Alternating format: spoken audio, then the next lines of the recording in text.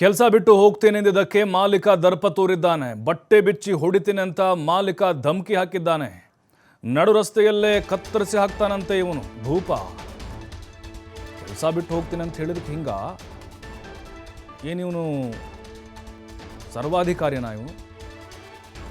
ಬೆಂಗಳೂರಿನ Kengeri cyber centre ಮಾಲೀಕನ ದರ್ಪ ಇದು.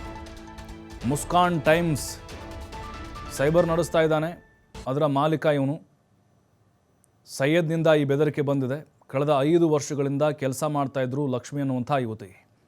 ಕಾರಣಾಂತರಗಳಿಂದ ಕೆಲ ದಿನಗಳಿಂದ ರಜೆಯನ್ನು ಪಡ್ಕೊಂಡಿದ್ರು. ಇದರಿಂದ ಕೋಪಗೊಂಡಿದ್ದ ಈ ಸೈಬರ್ ಮಾಲೀಕ ಸೈಯದ್ ಜನವರಿ 22ರ ಸಂಜೆ 7:30 ವೇಳೆಗೆ ಈ ಘಟನೆ ನಡೆದಿದೆ. ಲಕ್ಷ್ಮಿ ಎಂಬಾಕೆಗೆ ನಡುರಸ್ತೆಯಲ್ಲಿ ಅವಾಚ್ಯವಾಗಿ ಬೈದಿದ್ದಾನೆ. ನಿನ್ನ ಮನೆ ಹೆಣ್ಮಕ್ಳಿಗೆ ಬೈದು ಸುಮ್ಮನೆ ಇರ್ತೀಯ ನೀನು, ಸರಿಯಾಗಿ ಮಾತನಾಡಿ ಅಂತ ಸೈಯದ್ಗೆ ಸ್ಥಳೀಯರು ತರಾಟೆಗೆ ತೆಗೆದುಕೊಂಡ್ಬಿಟ್ರು. ತಕ್ಷಣ ಕೆಂಗೇರಿ ಪೊಲೀಸರಿಗೆ ಮಾಹಿತಿ ನೀಡ್ತಾರೆ ಸ್ಥಳೀಯರು. ಕೆಂಗೇರಿ ಪೊಲೀಸರು ಈಗ ಆರೋಪಿ ಸೈಯದ್ನನ್ನು ಬಂಧನ ಮಾಡಿದ್ದಾರೆ. ರಜೆ ತೆಗೆದುಕೊಂಡಿದ್ದರು, ವಾಪಸ್ಸು ಕೆಲಸಕ್ಕೆ ಮರಳಿದ್ರು. ಆದರೆ ಈ ಟೈಮ್ನಲ್ಲಿ ಈತ ಧಮಕಿ ಹಾಕಿದ್ದಾನಂತೆ. ಮತ್ತಷ್ಟು ಮಾಹಿತಿ ನಮ್ಮ ಪ್ರತಿನಿಧಿ ಸಂತೋಷ್ ನೀಡ್ತಾರೆ. ಸಂತೋಷ, ನೋಡ್ತಾ ಇದ್ದೀವಿ ಸೈಯದ್ನ ದರ್ಪವನ್ನು. ಯಾವ ರೀತಿಯ ಮಾನಸಿಕತೆ ಈತ ಹೊಂದಿದ್ದಾನೆ? ಏನಾದರೂ ಅಗ್ರಿಮೆಂಟ್ ಮಾಡ್ಕೊಂಡಿದ್ನಾ ಅಥವಾ ಅವನಿರೋದೇ ಹಿಂಗ? ಹೇಳೋರು ಕೇಳೋರು ಯಾರೂ ಇಲ್ವಾ? ಅವನ ಮನೆ ಹೆಣ್ಮಕ್ಳಿಗೆ ಬೈದ್ರೆ ಹಿಂಗೆ ಇರ್ತಿದ್ನಾ ಹೇಗೆ ಸದ್ಯಕ್ಕೆ ಅಂತ?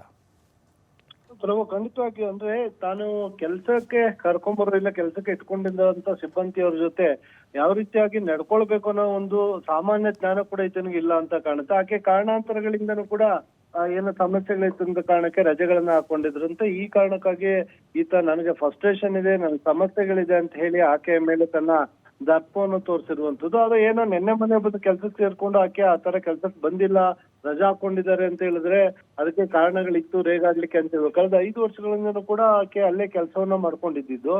ಸೊ ಅದನ್ನ ಏನೇ ಆಗಿದ್ರು ಕೂಡ ಕೇಳಲಿಕ್ಕೆ ಒಂದು ರೀತಿ ನೀತಿ ಇರುತ್ತೆ. ನಡು ರಸ್ತೆಯಲ್ಲಿ ನಿಂತು ಏನ್ ಮಾಡ್ತೀನಿ ನೋಡು ಅಂತೇಳಿ ಬೆದರಿಕೆಯನ್ನ ಹಾಕುವಂಥದ್ದು, ಅವಾಚ್ಯ ಶಬ್ದಗಳಿಂದ ಆಕೆಗೆ ನಿಲ್ಸುವಂತ ಕೆಲಸವನ್ನ ಮಾಡುವಂಥದ್ದು, ಬಟ್ಟೆ ಬಿಚ್ಚಿ ನಿನ್ನ ಹೊಡಿತೀನಿ ಅಂತ ಹೇಳುವುದು, ರೋಡ್ ನಲ್ಲಿ ಕತ್ತರಿಸಾಕ್ತೀನಿ ಅಂತ ಹೇಳಿ ಜೀವ ಬೆದರಿಕೆಗಳನ್ನ ಹಾಕೋದಿದೆಯಲ್ಲ.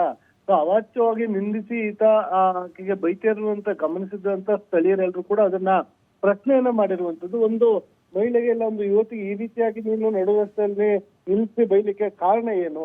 ಕಾರಣಾಂತರಗಳಿಂದ ರಜೆಗಳನ್ನ ಹಾಕೊಂಡಿರ್ಬೋದು, ಅವ್ರಿಗೆ ವೈಯಕ್ತಿಕ ಸಮಸ್ಯೆಗಳು 100 ಇರ್ಬೋದು, ರಜೆಯನ್ನ ಹಾಕೊಂಡಿರ್ತಾರೆ. ಈ ಕಾರಣಕ್ಕಾಗಿ ಈ ರೀತಿಯಾಗಿ ನೀವು ಅವಾಚ್ಯ ಶಬ್ದಗಳನ್ನ ನಿಲ್ಲಿಸುವುದು ಎಷ್ಟು ಮಟ್ಟಿಗೆ ಸರಿ ಅಂತೇಳಿ ಎಲ್ಲರೂ ಕೂಡ ತರಾಟೆಗೆ ತೆಗೆದುಕೊಂಡಿರುವಂತದ್ದು. ಬಳಿಕ ಪೊಲೀಸರಿಗೆ ಮಾಹಿತಿಯನ್ನ ಕೊಟ್ಟಿದ್ದಾರೆ. ಪೊಲೀಸರು ಸ್ಥಳಕ್ಕೆ ಬಂದು ಪ್ರಕರಣ ದಾಖಲು ಮಾಡ್ಕೊಂಡು ಈತನ ವಶಕ್ಕೆ ಪಡೆದಿರುವಂತದ್ದು, ಬಂಧನ ಮಾಡಿರುವಂತದ್ದು, ಬಂಧಿಸಿ ವಿಚಾರಣೆ ನಡೆಸ್ತಾ ಇದ್ದಾರೆ. ಏನಾದ್ರು ಈತ ಆಕೆಗೆ ಕಿರುಕುಳವನ್ನು ಕೊಡ್ತಾ ಇದ್ನ, ಇಲ್ಲ ಬಲವಂತವಾಗಿ ಇಲ್ಲೇ ಕೆಲಸವನ್ನು ಮಾಡ್ಬೇಕು ನಿನ್ನಂತ ಆಕೆಗೆ ಬೆದರಿಸ್ತಾ ಇದ್ನ, ಈ ಆಯಾಮದಲ್ಲೂ ಕೂಡ ತನಿಖೆಯನ್ನ ಪೊಲೀಸರು ನಡೆಸ್ತಾ ಇರುವಂತದ್ದು. ತನಿಖಾ ನಂತರ ಸತ್ಯಾಸತ್ಯತೆ ಹೊರಬರುತ್ತೆ. ಈತ ಯಾವ ಕಾರಣಕ್ಕಾಗಿ ಆಕೆಗೆ ಆ ರೀತಿಯಾಗಿ ಕಿರುಕುಳ ನೀಡಿ ಬೆದರಿಕೆಯನ್ನ ಹಾಕ್ತಾ ಅನ್ನೋದು. ಸೊ ಸದ್ಯ ಪ್ರಕರಣ ದಾಖಲು ಮಾಡ್ಕೊಂಡಿರುವಂತ ಪೊಲೀಸರು ಆತನ ಬಂಧಿಸಿ ವಿಚಾರಣೆಯನ್ನ ಮುಂದುವರೆಸಿರುವಂತದ್ದು. ಪ್ರಭು, ಥ್ಯಾಂಕ್ ಯು ಸಂತೋಷ್ ಮಾಹಿತಿಗಾಗಿ.